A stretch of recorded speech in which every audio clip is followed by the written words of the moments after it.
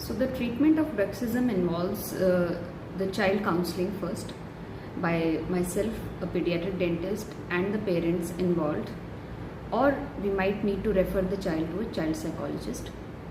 And the second solution is taking impressions of the child's teeth and making custom made night guard for the child, जिसे उसको रात को पहनना होता है बच्चे को और सुबह उठ के उतारना होता है. सो इससे हमारा जो है टीथ की हाइट प्रिवेंट हो जाती है कि वो रब कर करके शॉर्ट नहीं होते, सेंसिटिविटी के इश्यूज नहीं आते.